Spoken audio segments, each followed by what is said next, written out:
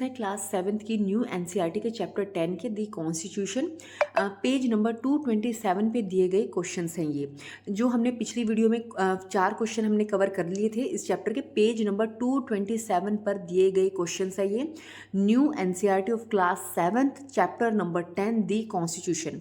5th question में दिया गया है, how did the freedom struggle inspire the making of the constitution of India.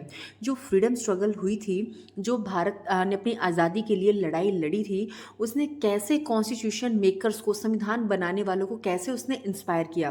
तो सबसे पहले तो संविधान बनाने वालों में क्या कौन कौन थे? डॉक्टर राजेंद्र प्रसाद, डॉक्टर भीमराव अंबेडकर, अल्लादी कृष्ण स्वामी अय्यर, जवाहरलाल नेहरू, तो बहुत से प्रोमिनेंट हस्तियां थी उसमें।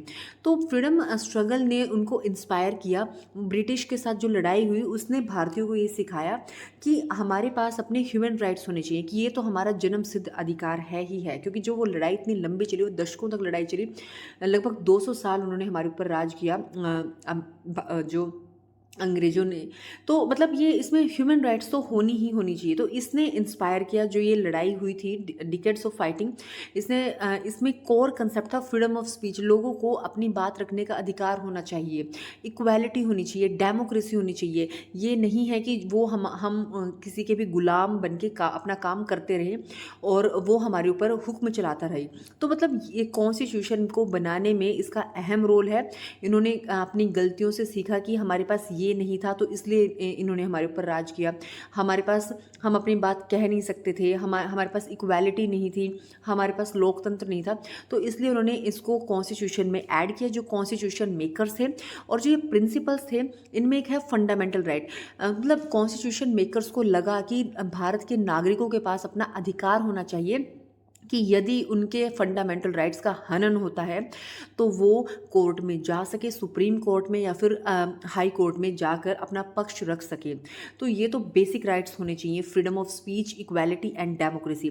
उसके बाद है क्वेश्चन में, how did India civilisational heritage, जो इंडिया की सिविलाइजेशनल हेरिटेज थी उसने कैसे इंस्पायर किया कॉन्स्टिट्यूशन मेकर्स को कि वो संविधान में ये चीज़ें ऐड कर। तो सबसे पहले तो सिविलाइजेशनल हेरिटेज इंस्पिरेशन, इसका मतलब क्या? सिविलाइजेशनल हेरिटेज मतलब कि भारत की सभ्यता, भारत की संस्कृति, इसको बरकरार रखना, जो पीढ़ी दर पीढ़ी चलती आ रही है, इसको भी हमें, इसकी झलक भी संविधान में होनी चाहिए, ताकि आज से 100 साल बाद भी जो भारत के नागरिक हैं, भारत के बच्चे हैं, उनको लगे कि हमारे देश में ये, हमारे देश की संस्कृति है, हमारे देश के त्यौहार हैं, हमारे देश में ये मंदिर है, स्तूप है, बौद्ध कला है, जैन धर्म है, ये सारा हेरिटेज, यहाँ की नृत्य कला, यहाँ की वास्तुकला, उन सब को ध्यान में रखकर संविधान को बनाया गया है। इसमें सेक्युलरिज्म है, सिविलाइजेशनल हेरिटेज इंस्पिरेशन, यानी कि भारत के नागरिक को अधिकार है वो जिस भी धर्म में रहे, हिंदू, मुस्लिम, सिख, ईसाई, सारे धर्म बराबर हैं।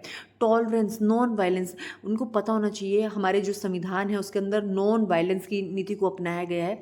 यानी कि हम जो है, हमें, हमारा नेचर क्रूर नहीं होना चाहिए। Deep respect for religious diversity, सब आप एक दूसरे के धर्म का सबको सम्मान करना चाहिए। ये इन्हीं चीज़ों को ध्यान में रखते हुए कॉन्स्टिट्यूशन मेकर्स ने कॉन्स्टिट्यूशन को बनाया है। नेक्स्ट क्वेश्चन हम अगली वीडियो में करेंगे। अगर आपको क्वेश्चन आंसर अच्छे लग रहे हैं तो प्लीज़ कमेंट में